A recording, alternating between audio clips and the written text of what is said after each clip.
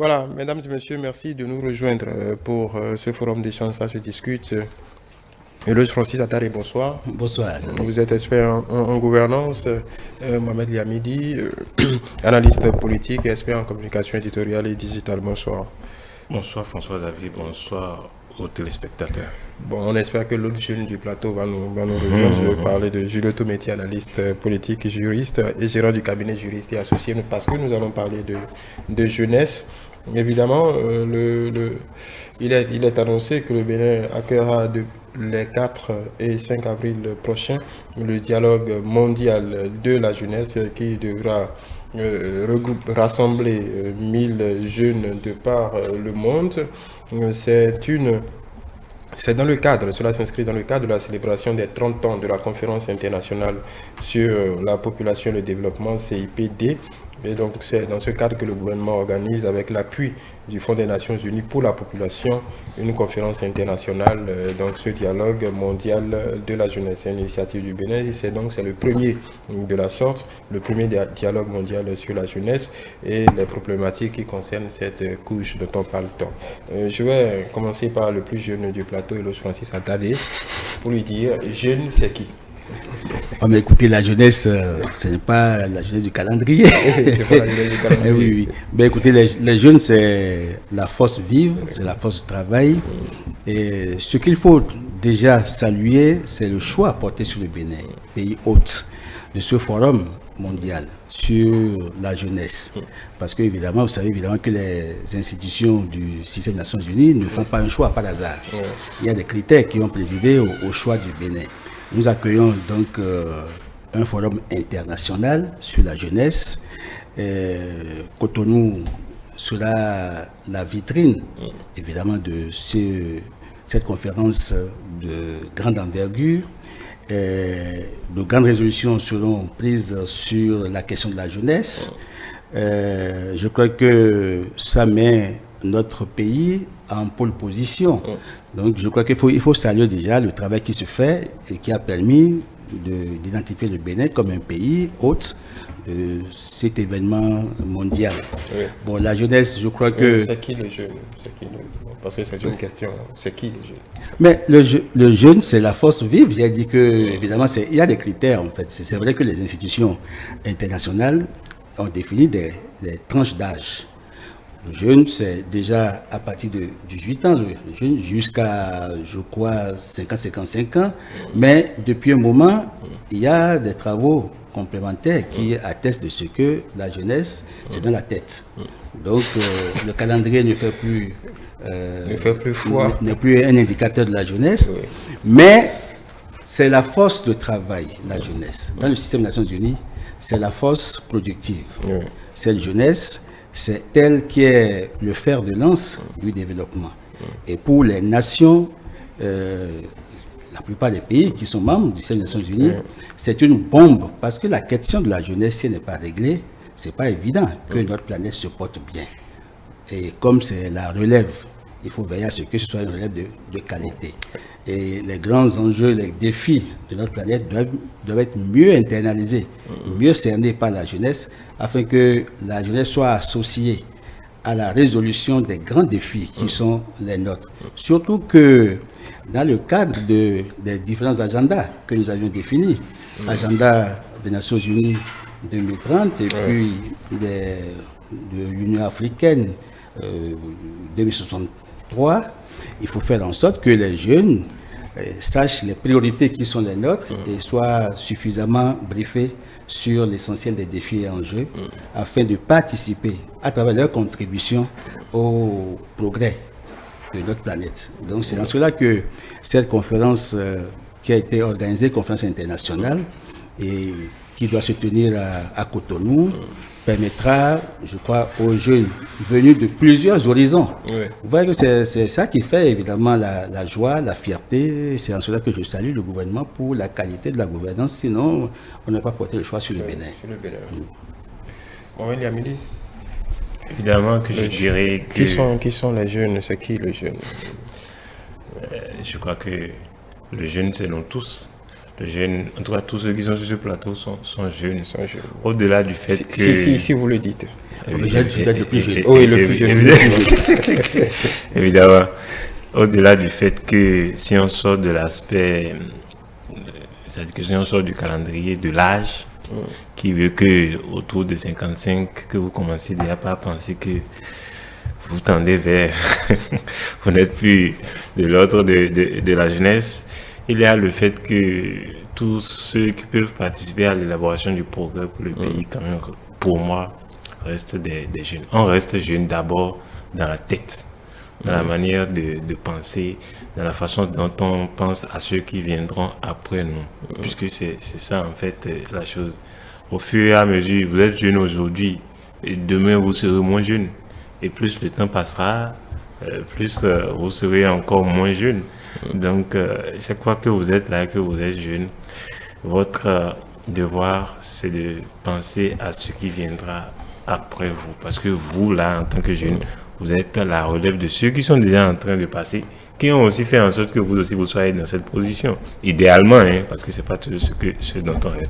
Donc, quand on a dit cela, il faut reconnaître évidemment que c'est une bonne chose que notre pays puisse accueillir cette conférence internationale pour et la population et le développement. Je crois que c'est ça, hein, si je ne me trompe. Donc, c'est une bonne chose que notre pays soit identifié et repéré, comme pour dire, et nous sommes maintenant en mesure d'accueillir de ces genres d'initiatives, de conférences, ce qui met la lumière aussi sur le pays. Les gens viendront découvrir. Et par ailleurs, ça va être, comment je vais dire, ça permet aux gens de différentes couches, de différents horizons, de s'embrasser, de se connaître, d'apprendre à se connaître, de nouer des...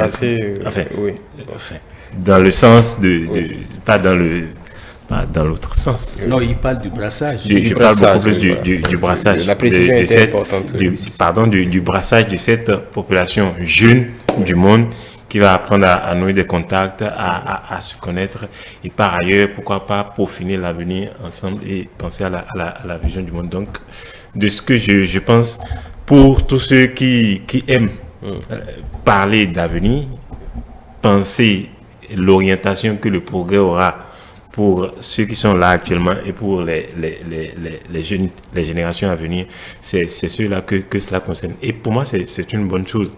Ce dialogue sera donc l'occasion d'entendre les préoccupations des jeunes, donc les préoccupations des jeunes, de célébrer en fait leur projet parce que les gens viennent avec des projets. C'est pour ça que je parle de brassage et de veiller à ce que cette conférence demeure, je dirais, pertinente pour les décennies à venir. C'est pour moi ce qui est fondamental dans cela. On apprendra à travers ça le leadership. D'après les échanges d'expérience, on saura ce que ceux qui sont au Togo, ceux qui sont au Canada, ceux qui sont en France, ceux qui sont en Belgique, un peu partout. On a l'occasion d'échanger, de voir de quoi se les relève chez eux, quelle perception eux, ils ont de nous, quelle perception ceux-ci aussi ont de ceux-là. Et pouvoir échanger. Aujourd'hui, je trouve que nous sommes dans un monde ouvert, dans un monde connecté. Déjà, sans bouger, sans se déplacer, on peut déjà arriver à faire cette genre de conférence. Aujourd'hui, les jeunes du Bénin, les jeunes du Togo, les jeunes du Canada peuvent échanger et il y a l'interaction de part aujourd'hui que le fait que nous sommes dans un monde interconnecté. Maintenant, si l'on se regroupe en un lieu physique, ça crée encore plus de brassage, ça crée encore plus de convivialité, plus de chaleur autour de ces îles. Donc, pour moi, c'est une célébration. Ça met le pays en pole position. Et ça nous permet de faire une ouverture sur le monde. Les autres apprendront à nous connaître et découvrir des choses. Par ailleurs, il y aura l'aspect économie, tout ce qui va avec. Un peu comme quand on avait fait les voting days. Donc pour moi, c'est quelque chose de comme ça. Louis Francis Attadé, évidemment, ce dialogue s'inscrit dans un contexte bien particulier. On peut parler de population et de développement. Mais déjà, la question qui s'impose, est-ce que ce qu'on appelle jeunes, au sein des Nations Unies, c'est, on va dire, la formule bateau, ce qui est retenu, c'est ceux qui ont entre 15 ans et 24 ans. En bas, c'est les enfants. Plus en haut, ce sont les adultes. Ça, c'est pour des raisons statistiques, c'est ce que l'ONU a retenu. Mais au-delà de cela, est-ce que vous avez l'impression aujourd'hui que les jeunes, pour user de cette formule bateau, ont réellement ont conscience des préoccupations de notre temps? Vous savez évidemment qu'il y a la question des nouvelles technologies, de l'information et puis la digitalisation. Je crois que c'est les nouveaux défis de notre siècle. Et il est normal que les jeunes qui sont la force de production soient suffisamment impliqués dans la dynamique qui est en cours. Mais aussi, il faut leur permettre de faire des choix judicieux. Et il faut canaliser cette énergie jeune. Vous savez évidemment que cette énergie, elle est productive. Et si on ne la canalise pas, on ne pourra pas évidemment en tirer profit. Donc, je crois que c'est dans le souci de permettre à la jeunesse de prendre conscience des enjeux actuels de notre planète et des défis qui sont les nôtres, mais aussi la dynamique d'éthique. Parce qu'évidemment, aujourd'hui, rien ne peut se faire sans la digitalisation, sans la numérisation. Donc, il faut évidemment que les jeunes se mettent en phase avec les nouvelles technologies qui sont en cours pour que ces jeunes soient en capacité de projeter l'avenir et d'être dans la dynamique, d'être dans l'air du temps. Et vous convenez avec moi que, en fait, on ne fait pas ce choix. Le chef des Nations Unies ne jette pas son dévolu sur un pays dans lequel on tient un forum sans qu'il y ait des sites touristiques. Parce qu'à l'issue des travaux, ils auront à visiter les sites touristiques. C'est parce que le Bénin, évidemment, depuis un moment, a fait de grandes réalisations. Offre ses possibilités. Mais oui, c'est ça qui a justifié évidemment le choix. À part ça, il y a la qualité de la gouvernance. Donc, je peux dire que cette conférence internationale, ce forum mondial des jeunes qui se tiendra à Cotonou, permettra évidemment de développer une série de thèmes et sur lesquels les jeunes vont devoir s'engager, puisque à l'issue des travaux, nous aurons des recommandations. Et on va permettre aux jeunes aussi de découvrir le Bénin. Mais j'ai mis l'accent sur le brassage culturel et interculturel, le brassage de la jeunesse, parce que là, les réalités des autres pays, de différents pays, ces réalités seront mutualisées. Il y aura des échanges, donc les interactions aussi. C'est tout ça qui va déterminer la nouvelle dynamique, parce qu'il faut les mettre en phase avec les réalités de la planète. C'est ça surtout qui justifie ce choix. Et cette tranche, évidemment, d'âge est une tranche suffisamment malléable. Donc, c'est pourquoi je crois que les Nations Unies tient à ce que cette jeunesse de 15 ans à 24 ans, dont vous parlez, soit suffisamment briefée sur les défis et enjeux qui sont les nôtres. Mais en fait, le choix sur Cotonou est un choix très intéressant et salutaire. Je veux déjà dire que ça fait de bonnes affaires aussi. Parce que là, il y a le système hôtelier, il y a les sites touristiques, donc il y a beaucoup d'avantages à tirer de cette conférence internationale. Et il faut saluer les autorités qui ont fait le management pour que le Bénin soit retenu. Et en premier lieu, c'est le ministre d'État chargé de la coordination. Parce que ça fait un moment que j'ai appris que Cotonou allait abriter en avril, puisque à la dernière séance que nous avions eue avec M. Loukman, qui est au Sénégal, il m'avait annoncé qu'il y a un grand forum qui se tiendra à Cotonou, où tous les jeunes vont devoir participer, que c'est une conférence internationale, et ce choix qui est porté sur le Bénin n'est pas anodin. Donc c'est la qualité des travaux qui se déroulent ici, et puis surtout l'espace touristique que le Bénin offre. La dynamique qui est en cours au Bénin est suivie de près. C'est tout ça qui a fait que le Bénin va abriter cette conférence internationale. Donc il faut dire que les différents thèmes qui seront développés vont dans le sens de la consolidation des acquis de la jeunesse, mais aussi ces thèmes permettront aussi à la jeunesse de s'approprier de nouveaux outils et la nouvelle technologie qui est en cours pour la rimer avec les défis qui sont les défis de leur temps. Puisque tout ce qui se fait, c'est pour les générations actuelles et futures. Et c'est dans cette dynamique que les Nations Unies s'engagent pour qu'on ne perde pas cette jeunesse. Parce que c'est éviter la jeunesse de passer à côté de la plaque. lui permettre évidemment d'être dans la dynamique et de faire des choix conséquents pour que notre planète puisse mieux se porter. Ouais. Mohamed Lamidi, est-ce que déjà quels sont les défis auxquels sont confrontés cette jeunesse? Est-ce que la jeunesse dont on parle est consciente des défis du moment, déjà des défis auxquels sont confrontés notre planète? On parle du réchauffement climatique, on parle des questions de développement, des questions de population, on parle du numérique avec l'accélération disons une croissance remarquable des différentes possibilités. Est-ce que vous avez l'impression que cette jeunesse, déjà la nôtre, capitalise là-dessus et a conscience des possibilités? Je dirais plutôt qu'il revient à ceux qui, pas seulement les gouvernants, mais tous ceux qui sont déjà d'une manière ou d'une autre dans l'action publique et dans l'action sociale. C'est-à-dire que ceux qui ne peuvent plus se prévaloir d'être jeunes, mais qui portent quand même la responsabilité de ce que seront les jeunes après eux. Et donc pour moi, je dirais qu'il revient à ceux-là de prendre conscience de la chose et d'amener les jeunes également à prendre conscience de quel serait leur rôle et en quoi ce rôle-là serait déterminant dans l'avenir de la planète de façon globale, quand je mets tous les pays de la Terre bout à bout. Parce que nous vivons une période de transition, que ce soit sur le plan démographique, on a parlé, les enjeux aujourd'hui sont d'ordre variés, démographie, le climat, les changements climatiques, les questions de perspective de développement de façon globale. Donc quand on globalise cela comme ça, quand on voit ça, on sent quand même que les jeunes représentent un groupe clé.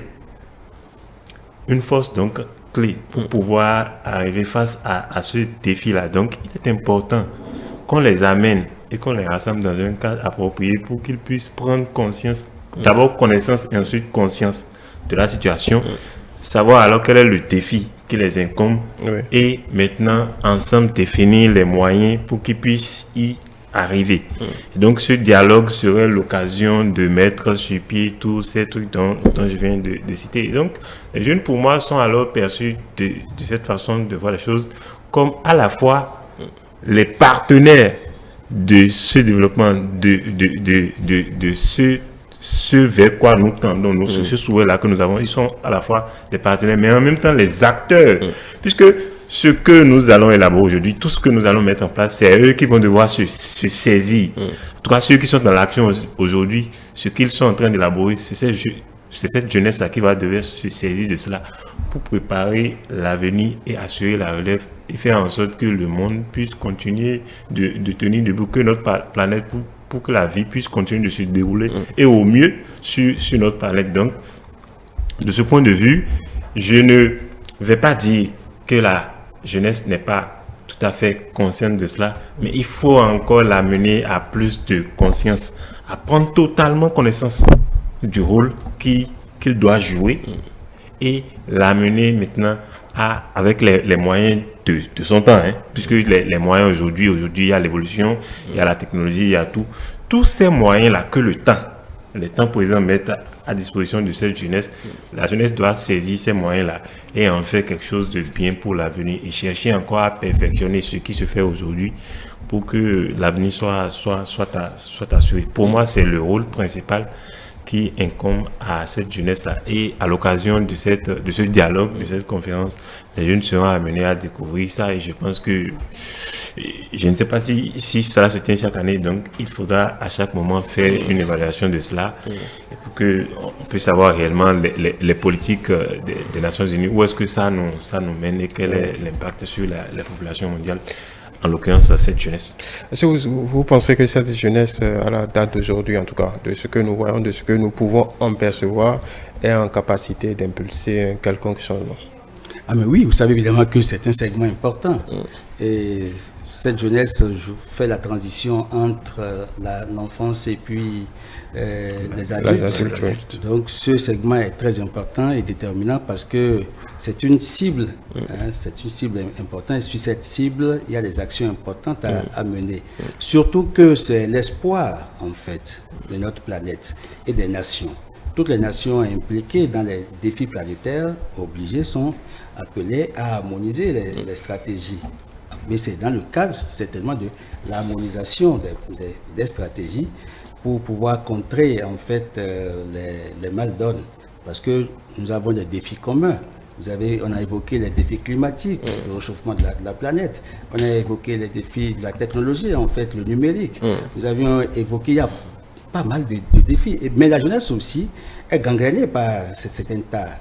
C'est peut-être le moment de poser le diagnostic et de définir, en fait, d'identifier les thérapies les meilleures pour que cette jeunesse ne tombe pas dans l'état de nos sociétés. Parce que c'est une force vive qu'il faut préserver et c'est une force qu'il faut amadouer pour développer chez la jeunesse les talents et les comportements vertueux.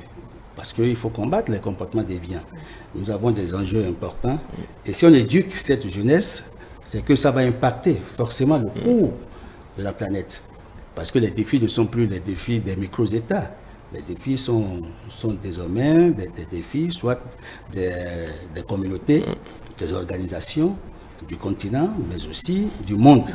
Et les enjeux liés, par exemple, à la drogue, c'est des défis importants. Les enjeux liés à la scolarisation, à l'alphabétisation, c'est des défis importants.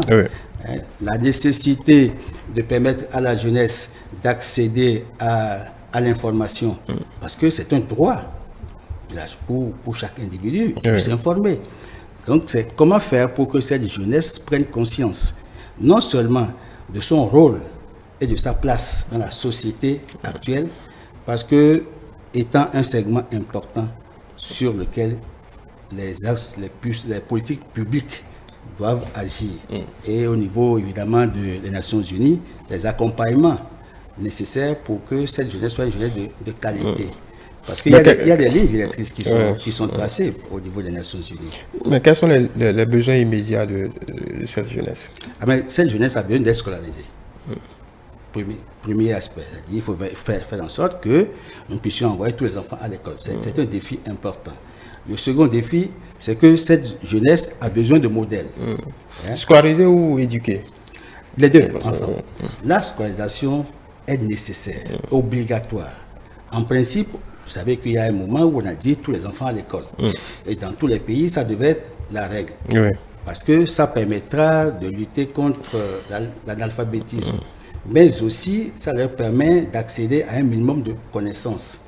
Parce qu'aujourd'hui, ce n'est pas possible que vous puissiez vivre sur notre planète sans avoir un minimum de connaissances.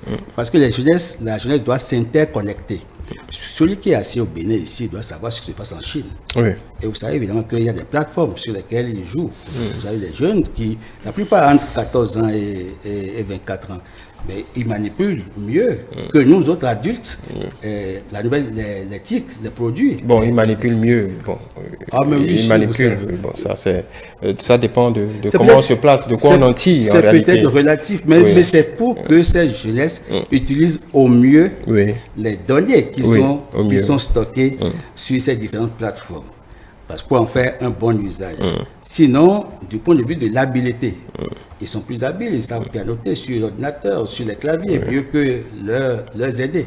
On dit que la jeunesse, en fait, ressemble plus à son temps qu'à ses parents, qu'à ses ancêtres. Donc, comme ils sont dans une dynamique, aujourd'hui, vous avez des enfants qu'on appelle les enfants androïdes. Ils sont plus speed que nous autres adultes, et ils sont plus intéressés par... Ils sont plus réactifs. Mais oui, par les nouvelles technologies.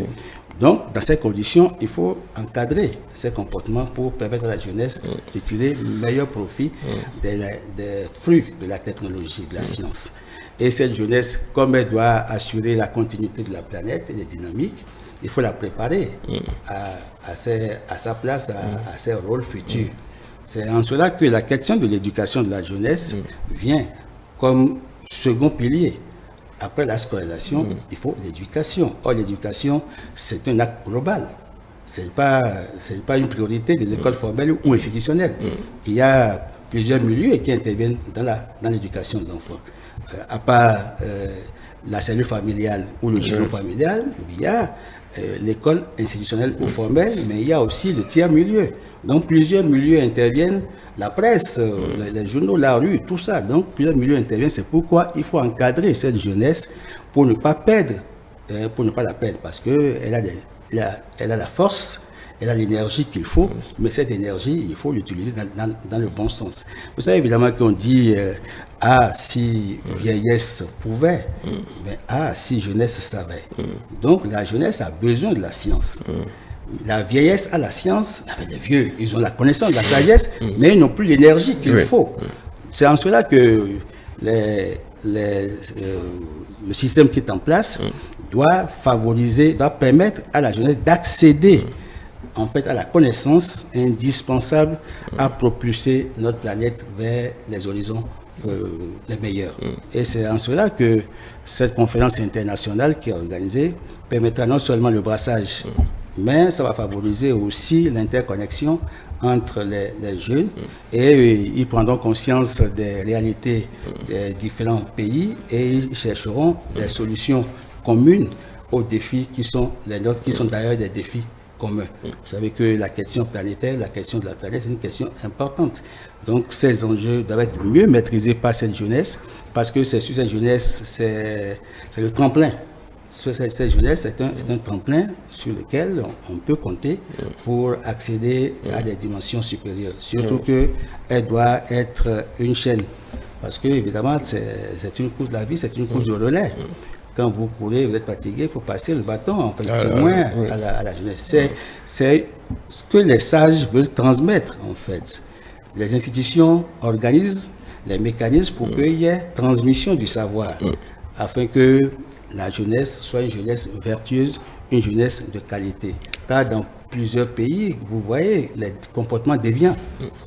Donc, c'est encadrer, corriger, puis lutter contre ces comportements déviants afin que nous ayons une jeunesse sur laquelle nous pouvons compter afin que notre planète soit sauvée.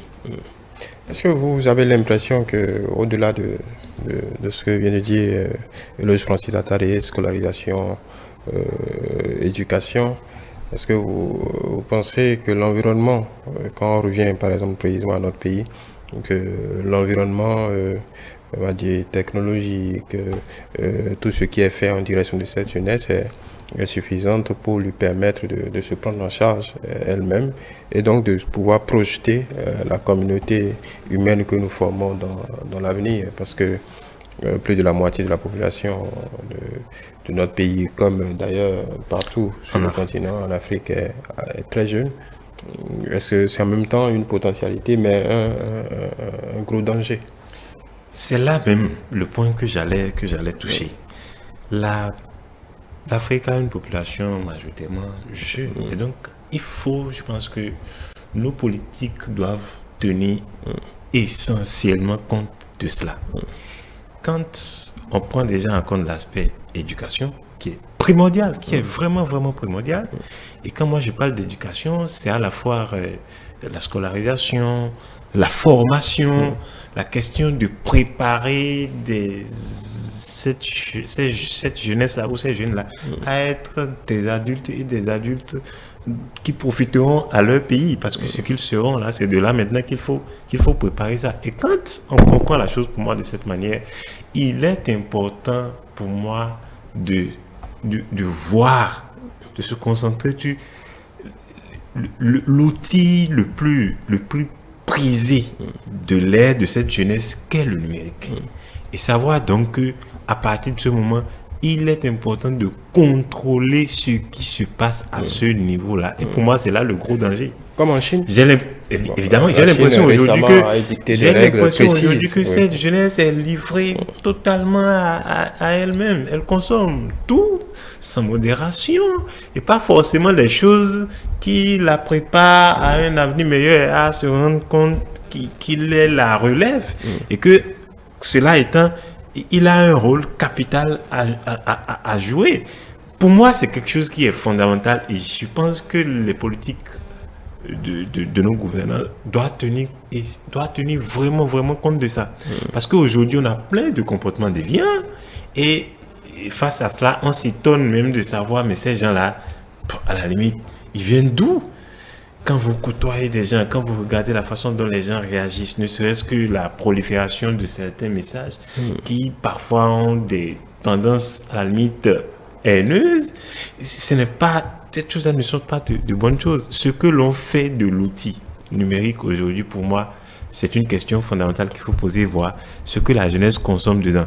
À la fois, ça doit être un moyen, aussi bien de distraction, mais un grand moyen d'instruction de cette jeunesse pour qu'elle puisse prendre conscience du rôle qui est le sien pour l'avenir. Parce que moi, c'est quelque chose qui me préoccupe tellement quand vous voyez l'utilisation que notre jeunesse fait de l'outil Internet, fait du web, fait du numérique de façon globale. Quand vous regardez chez les jeunes gens ailleurs, hein, ils ont de nobles envies.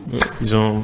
Bon, ici aussi, il y en a qui font commerce de cela, qui en usent professionnellement et qui planifient leur vie professionnelle. Quelque chose, mais quand vous faites un sondage par rapport à la masse qui en fait une utilisation, à la limite, on se demande à quoi ça servait. Vous vous demandez, est-ce que ce qui sert aux autres à progresser ne peut pas aussi servir aux Africains à en faire autant? C'est là, moi, le problème. Quand vous regardez les contenus que notre jeunesse ici partage ou aime ou magnifie, je dirais, sur les plateformes des réseaux sociaux, et par rapport à ce que d'autres, dans d'autres pays, sous d'autres cieux font, on se demande, mais c'est du même laboratoire. Enfin, je ne vais pas parler de la question, je ne vais pas aller sur le plan spirituel, mais on se demande, est-ce que nous ne sommes pas aussi des êtres intelligents autant que les autres? C'est la question que moi je me pose souvent. Et je me demande à quel niveau concrètement il faut agir pour que ces jeunesses puissent prendre conscience de ça. Même si nous décidons, évidemment que si nous décidons de filtrer ce qui se passe sur nos réseaux, puisque c'est de là que la jeunesse aujourd'hui tire beaucoup d'informations. Le net et tout ce qui est associé, à savoir les réseaux, parce que les réseaux, ça permet l'interaction. On ne peut pas vivre aujourd'hui sans ça. On ne peut pas vivre dans ce monde. On ne peut que vivre dans ce monde interconnecté. Mais c'est de savoir qu'est-ce qu'on en fait. Est-ce qu'on en fait une utilisation vraiment efficiente qui permet vraiment d'atteindre les objectifs que l'on se fixe? D'abord, quels sont ces objectifs? C'est là la vraie question. Donc, pour moi, je pense que ça dit que pour faire mieux déjà, c'est déjà bien l'idée de dialoguer, ça permet de se rendre compte. Mais quand on revient au plan national, quand on revient au plan de chaque pays, de notre pays, il faut voir notre jeunesse là. Comment est-ce que nous la préparons à relever les défis de demain? Moi, c'est quelque chose qui me préoccupe au plus gros point. Déjà, à l'étape du collégial, le collège, ensuite l'université. Les gens sortent de plus en plus aujourd'hui, les gens sortent de l'université très, très jeunes. Vous voyez des gens qui sont à 18 ans déjà qui ont une licence, à 19 ans qui ont une licence, mais qui sont encore jeunes. Évidemment, à 18 ans, 19 ans, c'est des gens qui sont très jeunes, mais qui ne prennent pas encore conscience du rôle qu'ils ont à jouer pour l'avenir. Et donc, pour moi, toute la question est là. Est-ce que nos formations sont de plus en plus adaptées?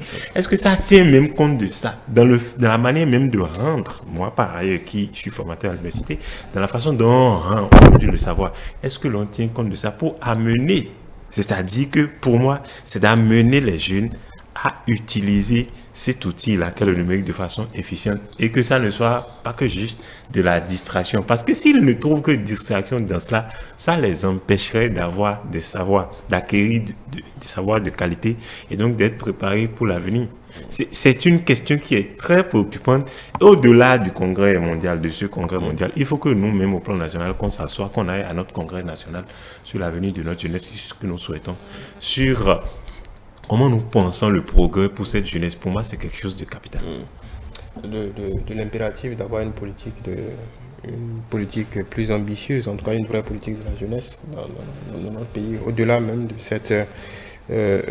ce dialogue, on va dire, conjoncturel. Non, mais il y a une politique nationale pour la jeunesse. Et je suis sûr que dans les autres pays aussi, il doit y avoir une politique nationale pour la jeunesse. Mais si nous allons à la convergence des points de vue et à l'harmonisation certainement des politiques en fonction évidemment des défis. Oui, et je crois que ici, aussi bien en Afrique qu'ailleurs, on n'a pas forcément les mêmes besoins. Non, c'est vrai. C'est en fonction des réalités et des spécificités de chaque nation. Parce que la jeunesse ici, la jeunesse à Cotonou n'appelait pas les mêmes préoccupations que la jeunesse en Inde, ou en Chine, ou en France. Même la jeunesse à Bokoumbe n'a pas la même jeunesse, il n'a pas les mêmes besoins qu'ici. La jeunesse à Cotonou. Bon, écoutez, mais ce qui est sûr, c'est qu'il y a des priorités. C'est par rapport au chantier prioritaire que la question de la jeunesse est posée. Donc, on se dit, notre jeunesse, parce que quel est le profil d'homme que nous voulons pour notre société?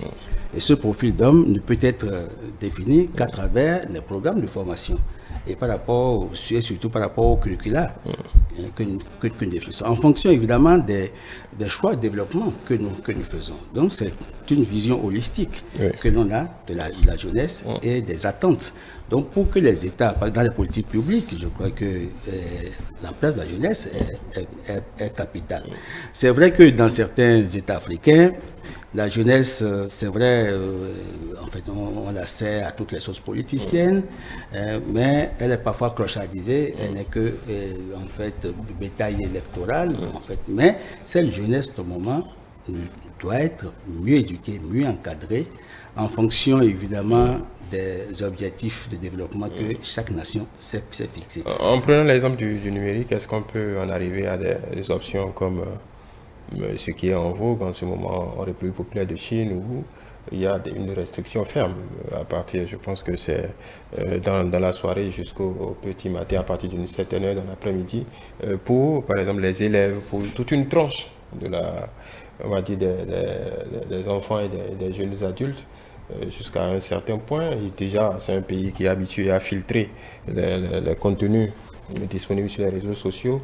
D'aucuns parleraient de conditionnement, mais est-ce que vous pensez que dans nos environnements, qu'il faille en arriver à je ne dirais pas à ces extrémités, mais à ces options pour quelque peu diriger cette masse importante productive, mais qui parfois peut ne pas savoir exactement mettre à quel sein se vouer. La question peut être séquencée en deux. Oui. La première partie, c'est que est-ce que la solution trouvée en Chine peut être implémentée oui, ici? Juste sur l'utilisation du numérique. Je crois que non, le numérique, c'est une bombe, c'est une arme. Ça peut faire du bien, tout comme ça peut faire du mal. Donc ça dépend de la qualité de l'information et ce que l'enfant va chercher sur les réseaux web, sur la webographie ou bien les différentes plateformes. Mais c'est qu'il faut que les adultes jouent leur rôle. Parce qu'en fait, la jeunesse, elle est curieuse. Oui, mais qu'est-ce que les adultes peuvent faire? C'est-à-dire le flux d'informations est tellement rapide que, bon... Non, mais écoutez, vous avez fait le choix, par exemple, de la Chine. Vous avez évoqué le cas de la Chine où il y a des restrictions. Je crois que les parents, d'abord, il n'y a pas que simplement les structures officielles. Il y a aussi la responsabilité parentale. Il faut que les parents aussi essaient d'encadrer au mieux l'utilisation de ces outils. Parce qu'il y a des parents qui n'y veillent pas du tout. Bon. Et aujourd'hui, qu'on le veuille ou non, on en a besoin dans nos écoles. Parce que l'éducation est en train d'être développée à travers la digitalisation. Il y a des cours qui se font même en ligne. Oui. Alors on ne peut pas interdire l'utilisation de l'outil, cet outil, en fait, aux enfants, puisque ça répond en fait à une préoccupation. Et surtout que c'est une découverte de notre siècle, il faut pouvoir l'utiliser. C'est pas mauvais, mais c'est l'usage que la jeunesse en fait. Parce que je crois que les comportements déviants partent de là. Les contenus parfois ne sont pas adaptés à nos réalités. Donc il faut veiller à ce que les enfants puissent accéder à des sites qui leur permettront d'acquérir de la connaissance, mais aussi de développer des comportements vertueux. L'éthique et la morale doivent primer sur les choix que les enfants font sur ces différentes plateformes. Maintenant, il y a une responsabilité gouvernementale. Je crois qu'à travers les différents programmes et à travers les enseignements que nous dispensons, et surtout les formateurs, parce qu'il y a dans plusieurs écoles, vous savez qu'on initie les enfants à l'informatique, il y a même des recherches qui se font sur ces différentes plateformes. Il faut, à travers ces différentes activités, trouver la formule pour sensibiliser surtout les jeunes apprenants à la meilleure utilisation des données qu'ils vont retrouver sur ces plateformes. Parce qu'en fait, c'est une question d'éducation. Si vous n'éduquez pas, l'enfant ne saura pas l'usage qu'il ferait des connaissances. Puisque, écoutez, dans l'éducation, il n'y a pas de part invendable. Mais il faut faire en sorte que les découvertes répondent en fait aux étapes d'évolution de l'âge de l'enfant. C'est ça, parce que l'enfant va finir par découvrir un jour. Voilà. Mais est-ce que... En parlant d'enfants, en laissant les enfants de côté, quand il a parlé des jeunes qui finissent la licence à 18-19 ans et qui ont on va dire, une utilisation, disons, presque exclusive de cette plateforme. Comment, la question peut paraître philosophique, mais comment arriver à canaliser toute cette énergie? Non, mais écoutez, je crois qu'il faut procéder par le nivellement par le bas. Parce que si vous ne réglez pas le problème au niveau de la jeunesse, c'est pas évident qu'une fois qu'ils vont finir leur formation, qu'ils aient développé les meilleurs comportements. Et c'est parce que nous n'arrivons pas à mieux former, à mieux orienter, que les comportements déviants sont... Donc il faut les prendre plus petits. Plus petits. Il faut veiller à ça. Parce qu'il faut transmettre les bonnes manières. Sinon, c'est pas évident. Bon, maintenant, les enfants qui sortent, en fait, les jeunes qui finissent leur formation à l'université, a priori, lorsqu'on a fini sa formation à l'université, il y a une passerelle pour accéder, évidemment, à des structures d'accueil pour pouvoir expérimenter ce qu'on a accumulé comme connaissance. Bon, maintenant, donc, a priori, c'est les adultes qui doivent servir. Maintenant, si certains adultes développent des comportements déviants, bon, là, je ne sais pas comment est-ce qu'il faut régler ça. Donc, je crois que tout doit se jouer suivant des tranches d'âge pour que, in fine, on ne perde pas cette jeunesse. Donc, la priorité, c'est au niveau de l'enfance, de la petite enfance, mais aussi de la jeunesse que vous avez défini selon les critères du système des Nations Unies, de 15 ans à 24 ans. Il faut faire en sorte que cette jeunesse ait la capacité de développer des comportements vertueux. C'est vrai que de plus en plus, et nous pouvons nous en réjouir, que les gens sortent très tôt des universités. Et ils sont plus vieux, ils sont extrêmement jeunes. Parfois, on sent qu'ils sont au lait maternel. Non, parce qu'il y a des enseignants du supérieur qui parfois crient et chauffent un peu les apprenants, les étudiants, mais qui pleurent. Bon, alors c'est pas pensable que... C'est de la maltraitance. Non, c'est pas de la maltraitance. Alors, si on vous confie, par exemple, une recherche, et que vous n'arrivez pas à faire la recherche, alors que vous devez produire les résultats de la recherche et que le professeur est dérangé et vous dit vous n'avez pas fait votre travail, ça appelle une sanction forcément, non? Une réprimande. Bon, alors, c'est pas qu'il va vous lacérer le corps. Mais ça, c'est de la violence psychologique. Non, mais écoutez, la qualification d'infraction relève évidemment de la compétence de l'avocat. Je ne suis pas un avocat. Mais je constate qu'il arrive que ces enfants ne supportent pas les réprimandes. Bon, c'est intellectuel. Parce qu'ils sont trop jeunes. Ils sont trop jeunes. Mais c'est quand même bien que nos enfants, de plus en plus, sortent des universités très jeunes, parce que ça leur permettra de s'investir davantage dans la tâche de développement. In fine, c'est que tout ce qu'on apprend, c'est pour contribuer au développement de la nation, suivant les secteurs d'activité lesquels on va servir. Mais il faut veiller à ce que, dans les curricula de formation, il y ait désormais des activités qui permettent de sensibiliser et d'éduquer à l'utilisation des nouvelles technologies d'information, des TIC. C'est essentiellement, c'est capital, parce que si on ne fait pas ça, c'est pas évident. Il n'y a pas un bâton magique par lequel on va régler ça. Dans tous les pays, il y a ces comportements déviants. Bon, maintenant, chaque pays cherche la solution, un peu comme vous avez évoqué le cas de la Chine.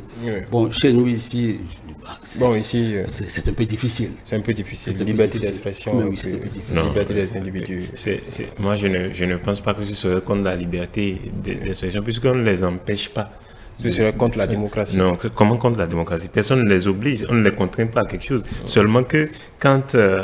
parce que Francis parlait tout à l'heure en disant que quand on y va, parlant de l'outil numérique, ils trouvent ce qu'ils vont chercher, ils trouvent ce qu'ils veulent, mais ils ne trouvent pas que ce qu'ils veulent, ni que ce qu'ils cherchent. Ils trouvent aussi ce qu'ils n'ont pas cherché et ce qu'ils n'ont pas forcément voulu, parce que c'est un tout, hein. Vous tombez sur ça puisque vous passez. Donc en passant, vous tombez sur tout et tout à la fois.